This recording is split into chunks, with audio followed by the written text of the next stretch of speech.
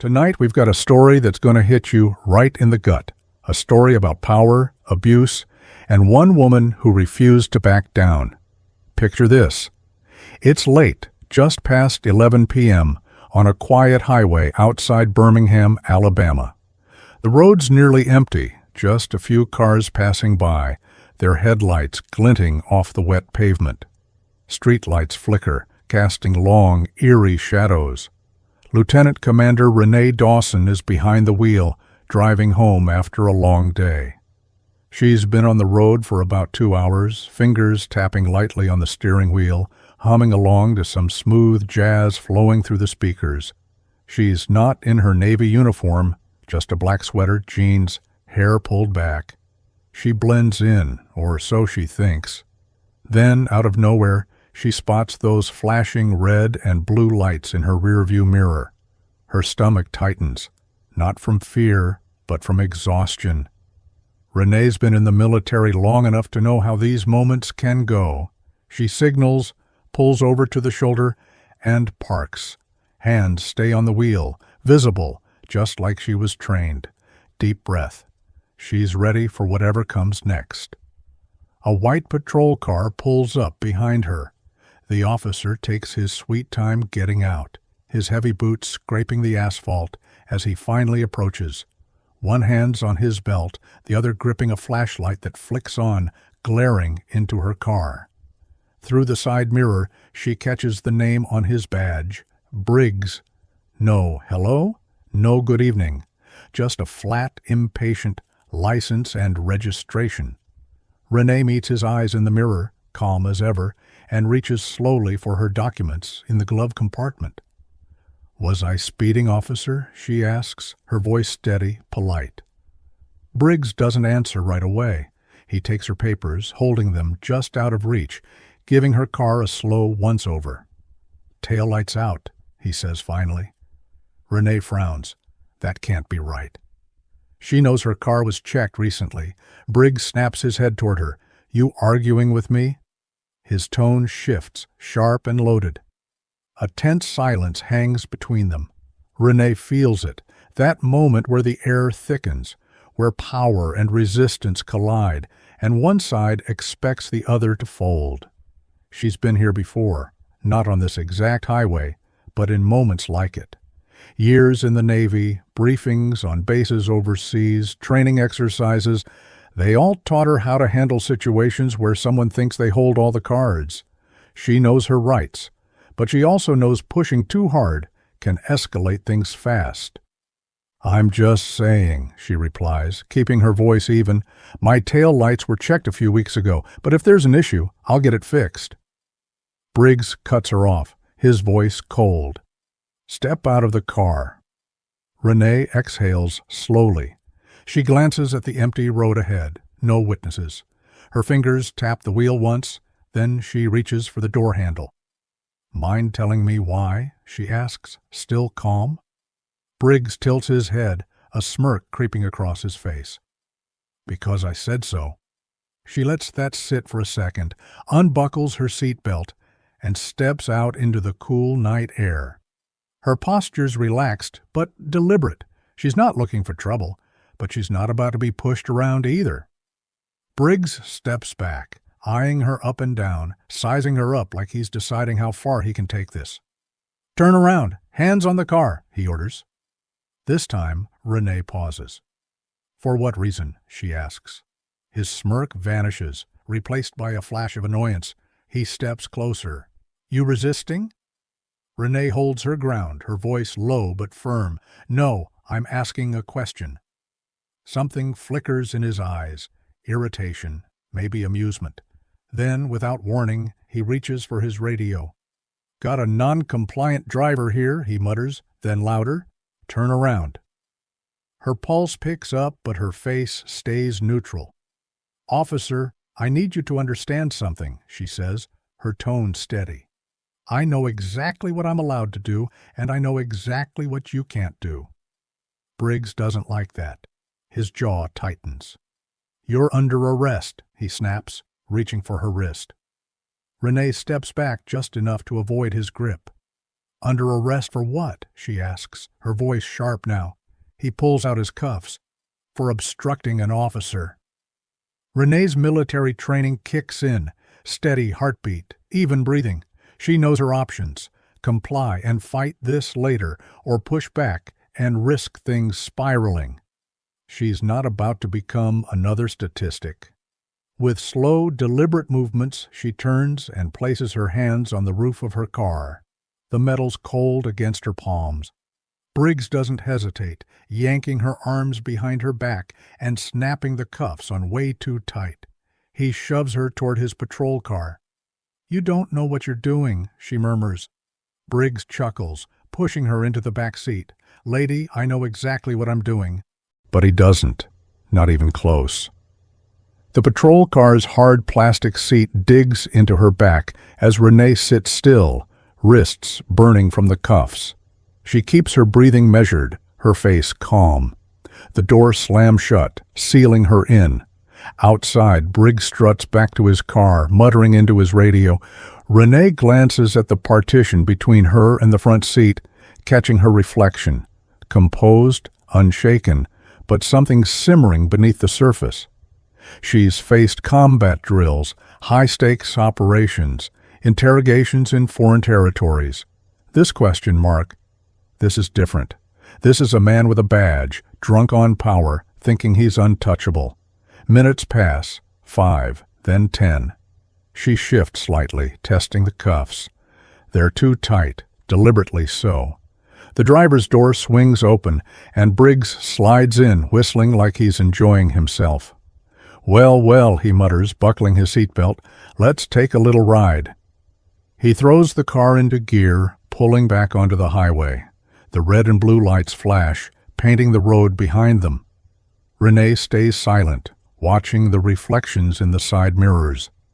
"You know," Briggs says after a moment, "most people just keep their mouths shut when I tell them to step out." Renee exhales through her nose. "And most officers don't arrest people for questioning a traffic stop." Briggs laughs, shaking his head. "Lady, you must really think you're somebody."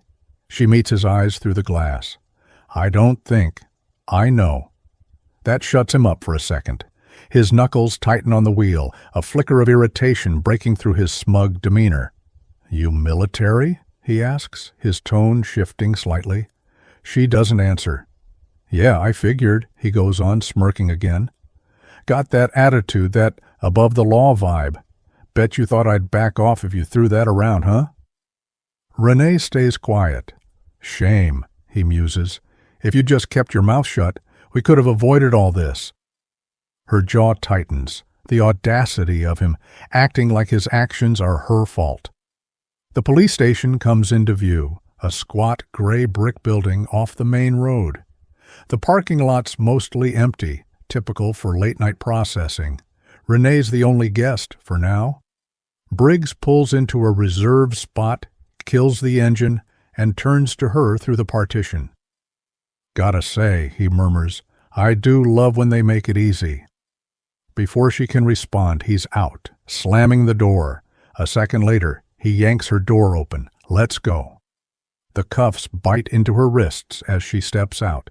He doesn't loosen them. She keeps her head high as he leads her inside, past a bored desk sergeant, and into processing. The holding area smells like stale coffee and sweat. A metal bench lines one wall, a steel door to the cells just beyond.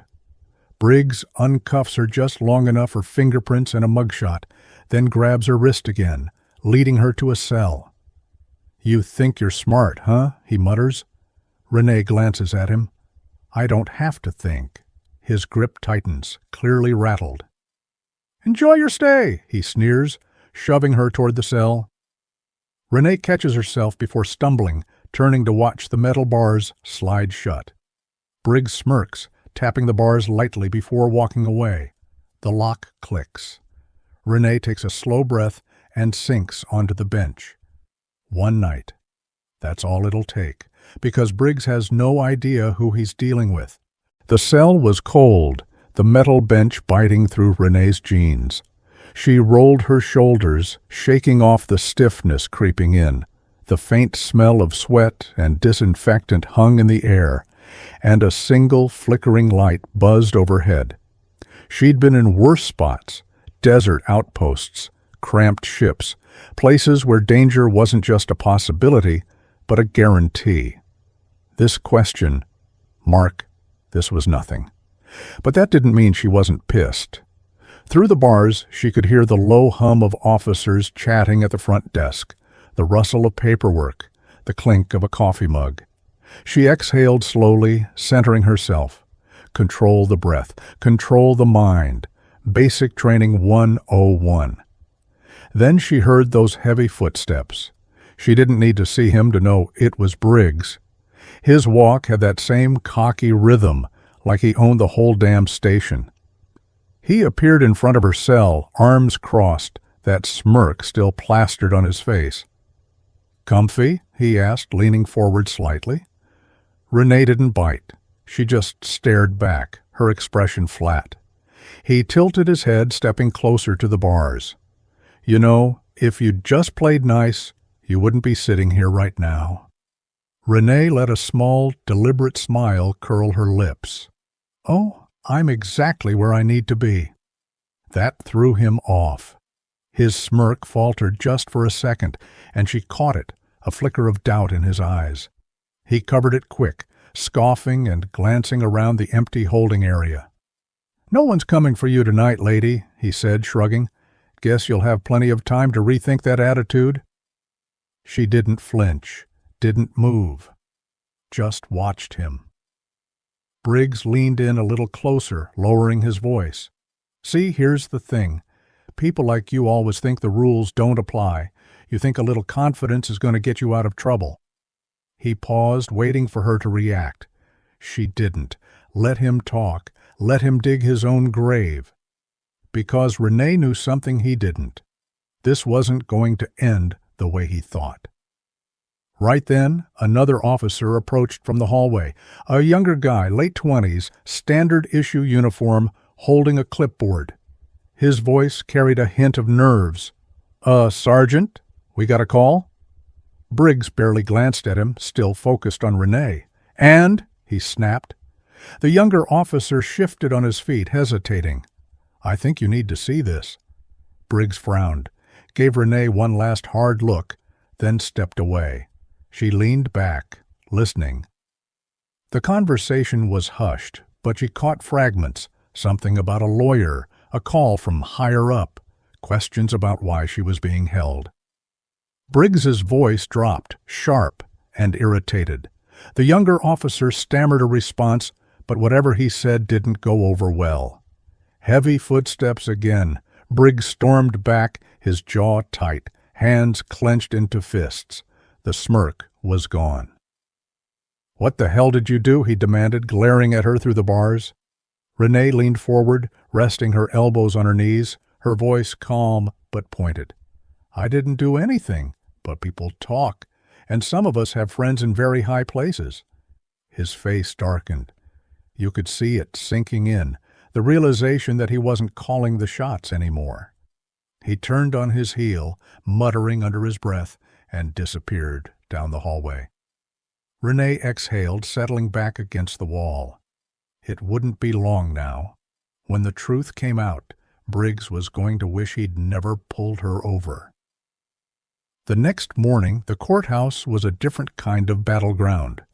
Sunlight streamed through narrow windows, streaking across the polished wood floors.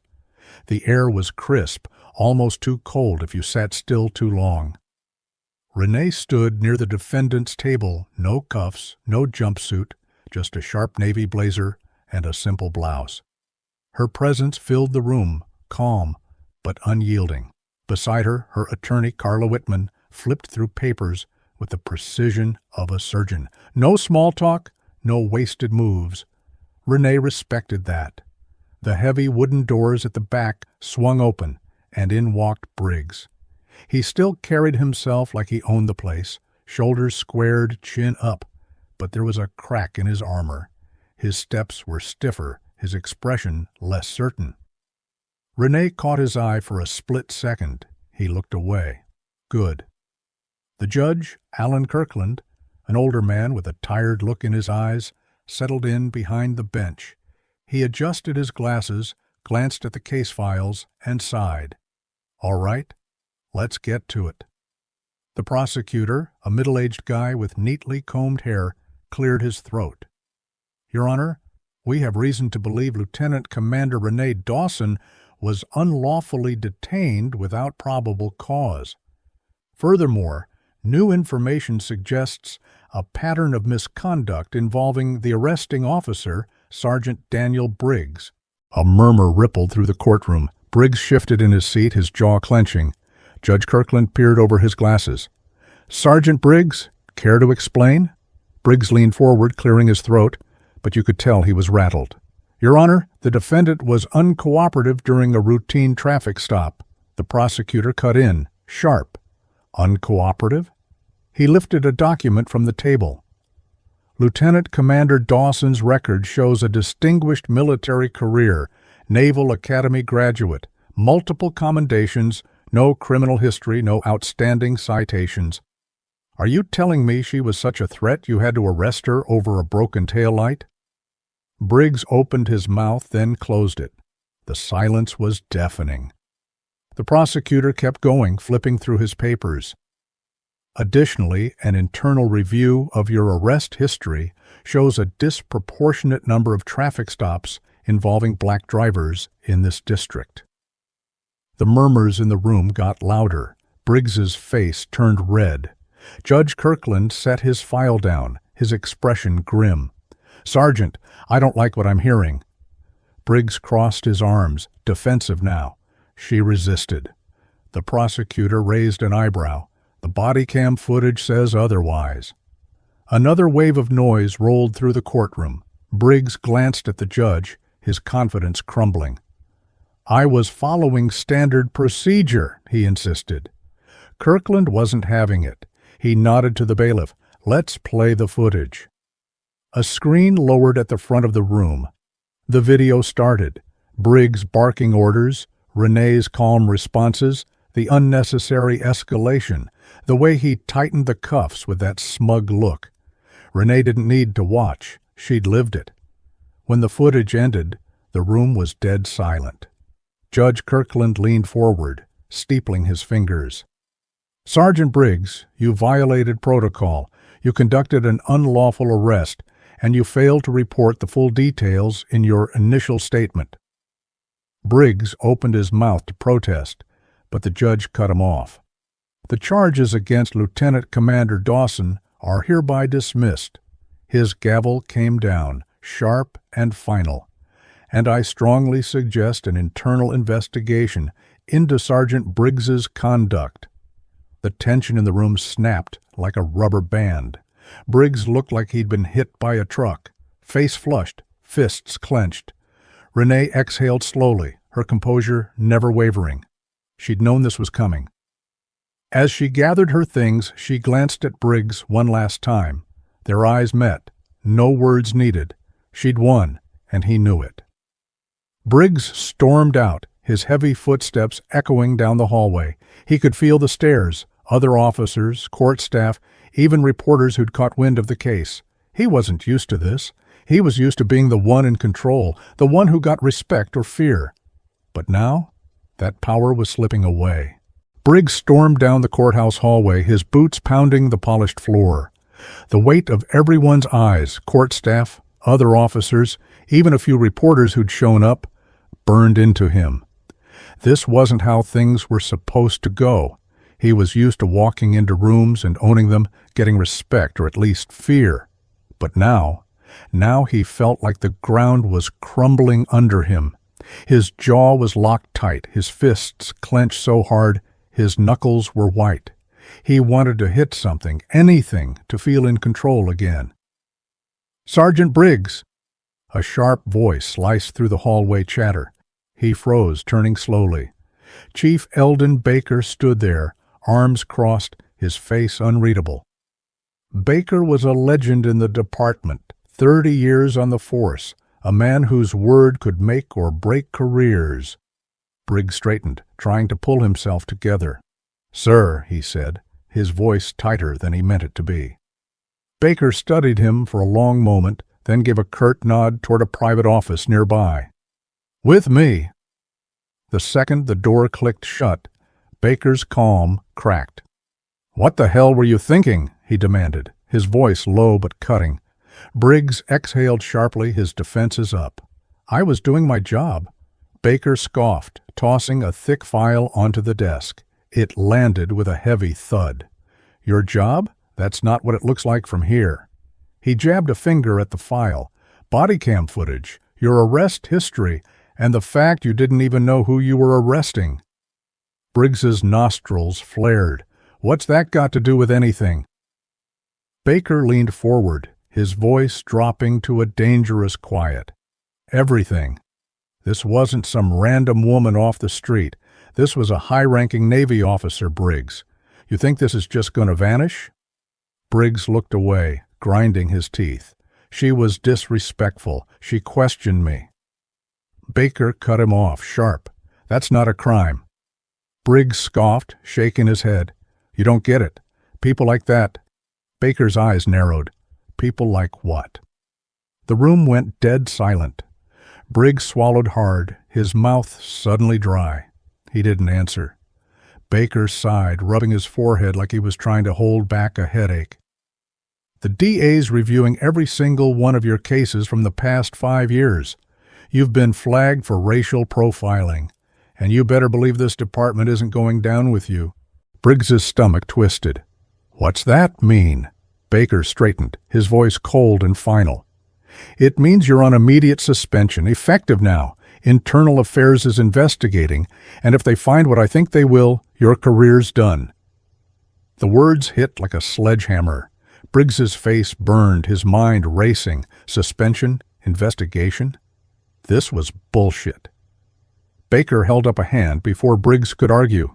"Don't say another word. Pack up your desk. And if I were you, I'd get a lawyer." Briggs stood there, fists balled, his world unraveling. For the first time in his career, he realized he wasn't untouchable. He turned and left the office, the door slamming behind him. Every step back to his desk felt heavier, like he was dragging chains. Across town, Renee was sitting in a quiet cafe, stirring a cup of coffee as she scrolled through her phone. The case was already blowing up online. Headlines about her wrongful arrest, Briggs's misconduct, the viral body cam footage. She wasn't surprised. She'd known from the moment she stepped out of her car that night how this would play out. Men like Briggs, entitled, arrogant, bending the law to fit their egos, they always slipped up eventually. This time, he'd picked the wrong fight. Her phone buzzed. A text from her attorney, Carla Whitman. Briggs suspended. Might face charges. Renee took a slow sip of her coffee, letting the words settle. Good. She glanced out the window, watching the city hum along, people rushing to work, cars crawling through traffic.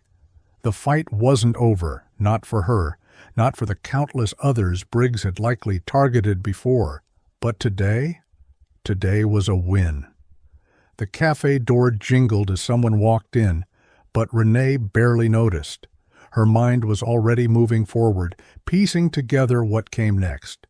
She wasn't one to dwell. She'd been trained to adapt, to keep moving, no matter the odds.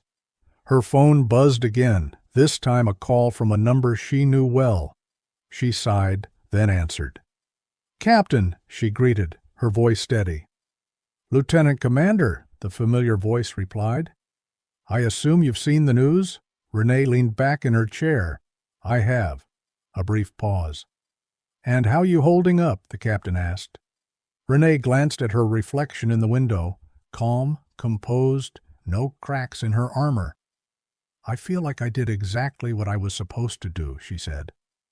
The captain's voice softened. "That's what I thought you'd say." Another pause, then he continued.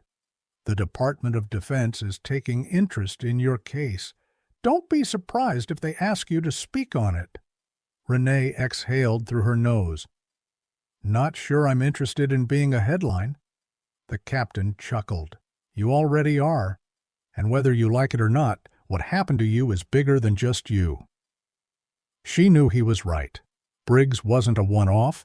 He was part of a system that let officers like him operate unchecked for years. This wasn't just her story. It was the story of dozens, maybe hundreds, of people who'd been pulled over, harassed, or worse, without the rank, the connections, or the evidence to fight back. Renee leaned against the table, watching a couple walk by outside. "This isn't the first time something like this has happened," she said quietly. "And it won't be the last." "No," the captain agreed.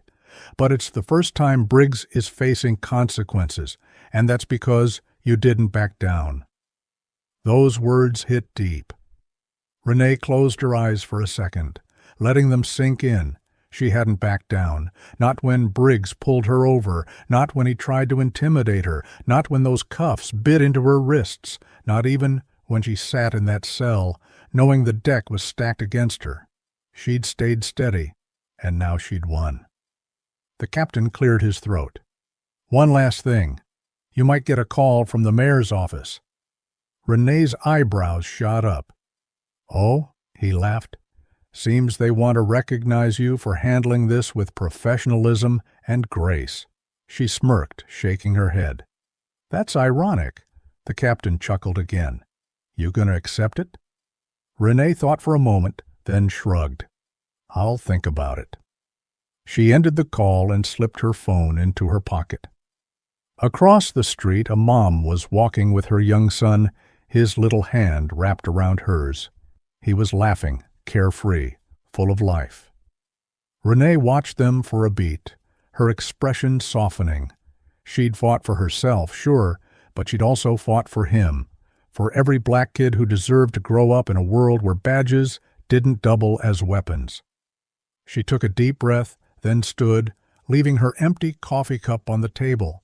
Her steps were firm, her purpose clear. This wasn't just her fight. It never had been. Renee stepped out of the cafe, the crisp afternoon air carrying the faint scent of rain. The weight of the past 24 hours could have dragged her down, but it didn't. Her head was high, her step steady, same as always. Her phone buzzed again, but she ignored it for now, letting the city's rhythm wash over her, cars honking, people chatting, life moving forward. She'd just taken down a man who thought he was untouchable, and yet she didn't feel like celebrating. Not because she wasn't proud, but because she knew this wasn't the end, not even close. She crossed the street, her mind replaying the night before, the flashing lights, Briggs's smug smirk, the cold bite of those cuffs. She'd stayed calm through all of it, not because she wasn't angry, but because she'd been trained to keep her cool under pressure. Years in the Navy, leading teams in high-stakes missions, had taught her that losing control never wins the war. And this? This was a war, not just against Briggs, but against a system that let men like him thrive for way too long. Her phone buzzed again, insistent. She glanced at the screen, a text from her captain. "Call me when you're ready. Department of Defense wants to meet." Renee sighed, tucking the phone away. The Department of Defense sniffing around wasn't a surprise. Her case was viral now, plastered across news sites and social media. Lieutenant Commander wrongfully arrested, officer under investigation. She could already picture the headlines spinning her into some kind of symbol. But Renee wasn't here for the spotlight. She'd fought because it was right, not because she wanted her name in lights. She paused by a streetlight, watching the traffic roll by. A young black girl, maybe 10 years old, walked past with her mom, clutching a bright red backpack. The girl glanced up at Renee, her eyes wide and curious. Renee gave her a small nod, a quiet acknowledgement. That girl, and kids like her, were why this mattered. They deserved a world where a badge didn't mean unchecked power, where a traffic stop didn't spiral into a nightmare just because of the color of their skin. Renee's fight wasn't just personal. It was for every person who'd been pulled over, pushed around, or silenced by someone like Briggs. Meanwhile, across town, Briggs was packing up his desk at the station. The office was quiet, the kind of quiet that feels like it's screaming at you. His colleagues avoided eye contact, shuffling papers, or staring at their screens. He could feel their judgment, their whispers behind his back. His suspension was official now, and Internal Affairs was digging into his past. Every arrest, every report, every questionable stop. He shoved a stack of files into a cardboard box, his hands shaking slightly. This wasn't supposed to happen. He was supposed to be the one in charge, the one who called the shots. Chief Baker's words echoed in his head, "Your career's done." Briggs gritted his teeth, slamming a drawer shut. He wanted to blame Renee, to tell himself she'd played some kind of card to get out of this. But deep down, he knew the truth. He'd crossed a line, and the body cam footage, now looping on every major news outlet, proved it. He'd been caught, not just by Renee, but by his own arrogance. For the first time, he felt small, like the power he'd clung to was nothing but smoke slipping through his fingers. Back on the street, Renee's phone rang again. She answered this time. "Captain," she said, her voice even. "Lieutenant Commander," he replied, his tone carrying a mix of respect and urgency. "You've seen the news cycle. It's not slowing down." Renee glanced at her reflection in a storefront window. No trace of defeat, no cracks in her resolve. "I noticed," she said dryly. "The DOD's serious about this," he went on. "They want you to speak at a panel, maybe even testify. This could shine a light on systemic issues, racial profiling, abuse of power. You'd be giving a voice to a lot of people who don't have one." Renee leaned against the streetlight, her eyes scanning the horizon. "I'm not a politician," she said. "I'm a sailor," the captain chuckled. "And that's exactly why they want you. You don't play games. You tell it straight." She let that sink in. He wasn't wrong. What happened to her wasn't just about her. It was about the countless others who'd faced the same treatment, or worse, without a way to fight back. No rank, no lawyer, no body cam to save them. "I'll think about it," she said finally. The captain didn't push. Fair enough. "But one more thing. The mayor's office called again. They're doubling down on that commendation for your professionalism and grace." Renee smirked, shaking her head. "Grace, huh? That's one way to put it." The captain laughed. "You gonna take it?" She paused, watching a group of kids cross the street, their laughter cutting through the city noise. "Maybe, but not for me, for everyone else who's been through this." She ended the call and slipped her phone into her pocket, her steps picking up as she headed down the sidewalk. This wasn't about medals or headlines. It was about accountability. Briggs wasn't just one bad apple. He was a symptom of a system that too often looked the other way. Renee had exposed him, not with anger or vengeance, but with the quiet strength of someone who knew their worth and refused to be diminished. And now, with the world watching, she had a chance to do more, to speak up, to demand change, to make sure the next person didn't have to go through what she did. As she walked, the city seemed to pulse with possibility. The fight wasn't over, not for her, not for anyone. But every step forward counted, every voice raised made a difference. She thought about that little girl with the red backpack, about the future she'd grow into. Renee's resolve hardened. This was bigger than one night, one arrest, one courtroom. It was about tearing down the systems that let men like Briggs abuse their power and building something better in their place. So, here's the takeaway, folks. Power, when it's unchecked, becomes abuse. Renee Dawson didn't just fight for herself. She fought for every single person who's ever been targeted, silenced, or pushed down by someone hiding behind a badge. Her story isn't unique, and that's the problem. It happens every day to people who don't have her rank, her resources, or her platform. That's why we've got to keep talking about this. Share this story if it hits you. Speak up if it made you angry. Stay engaged if it made you realize how much work we've still got to do. Real change starts with real conversations, and those conversations start with us. Drop a comment below. What did you think of Renee's story? Have you seen this kind of thing happen where you live? Let's keep this going. Hit that like button, subscribe if you haven't already, and I'll see you in the next one. Until then, stay strong, stay vocal, and keep fighting for what's right.